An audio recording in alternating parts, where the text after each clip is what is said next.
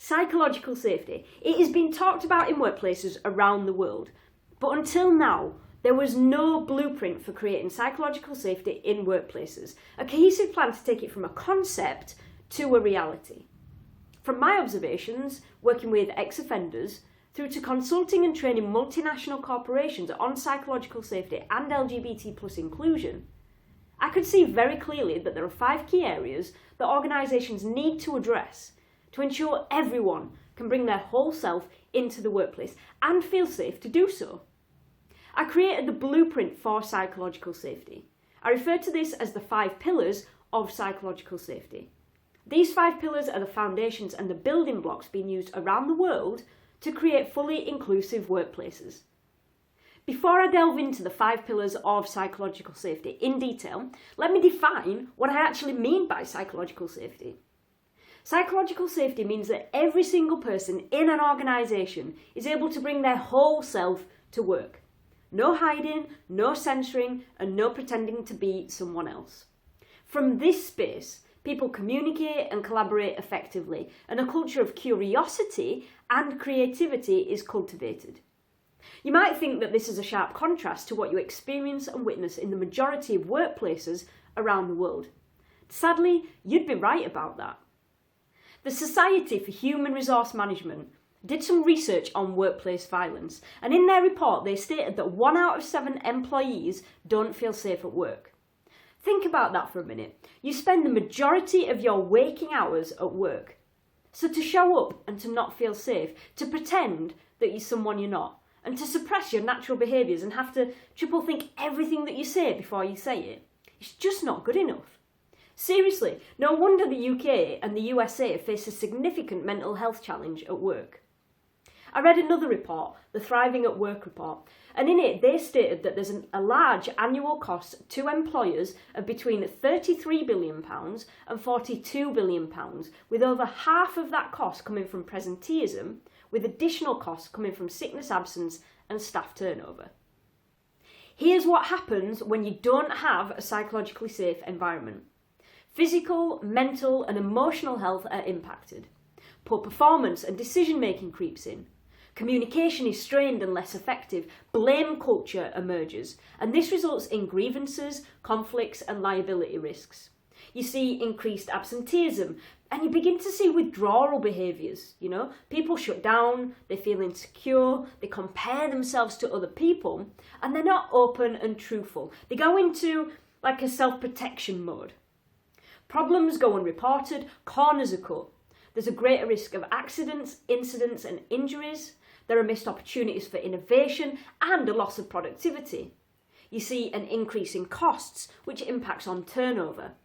Any wrongdoing, unethical or illegal behaviour remains unchallenged, and tragic failures occur. All of this could have been avoided with a psychologically safe environment. You might be wondering, how do you create a psychologically safe environment in your organisation? Well, let me tell you about the 5 pillars of psychological safety. Pillar number 1 is self. Self refers to you.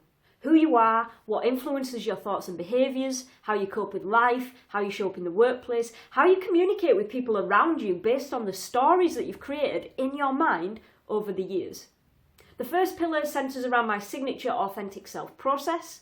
The authentic self process is a powerful 3-step system to release the masks that you wear and the stories that you've created so you can bring all of who you are to work and life. What do I mean by being your authentic self?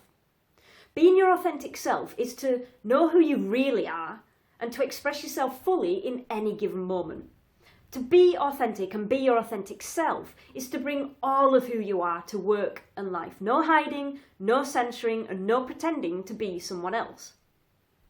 I created the authentic self process in 2004 when I was teaching adult ex-offenders.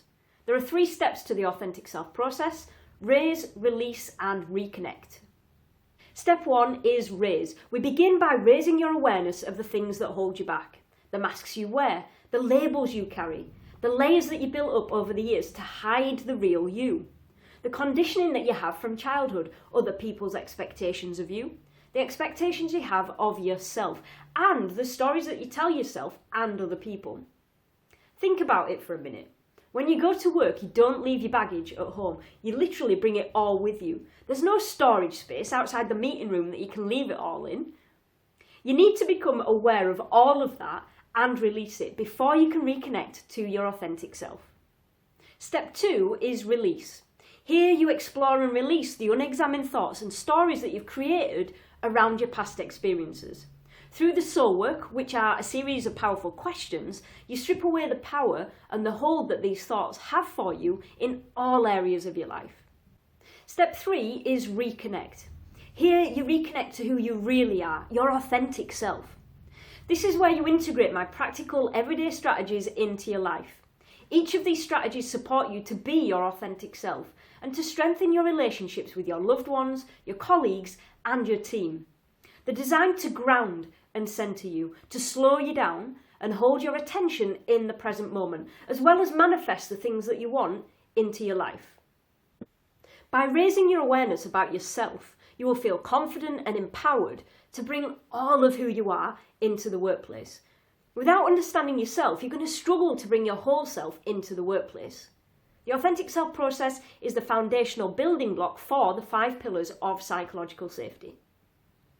Pillar 2 is social. Social explores how you interact with colleagues, managers, and leadership teams. Imagine everything that you've just uncovered about yourself. Well, the person at the next desk to you has all that going on within them too.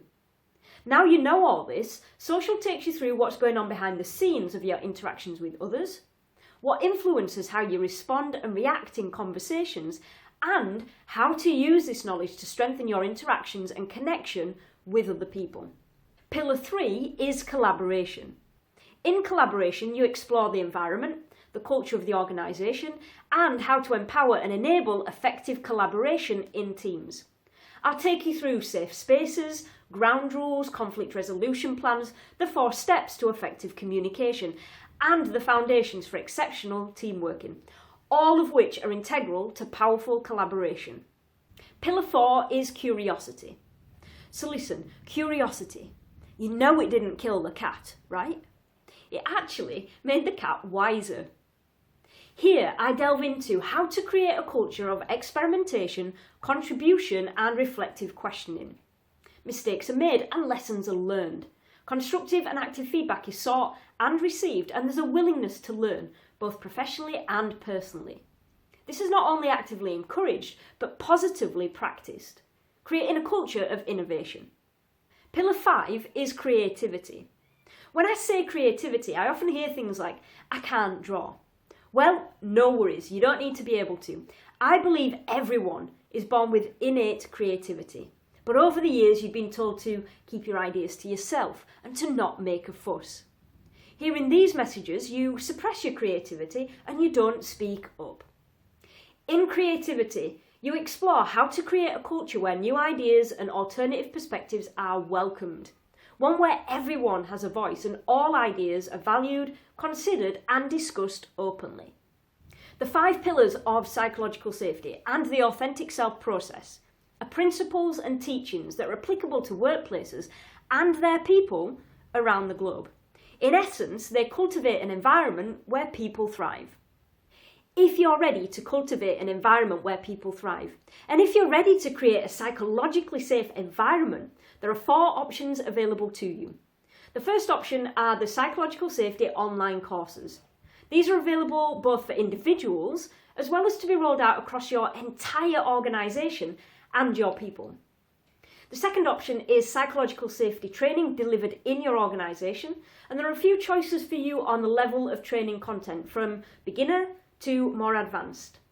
The third option is the Psychological Safety Programme. This is a 12-month programme to embed the 5 pillars of psychological safety into your organisation. And lastly, the 4th option is for you to reconnect to your authentic self with the authentic self process. The links for all of these are below.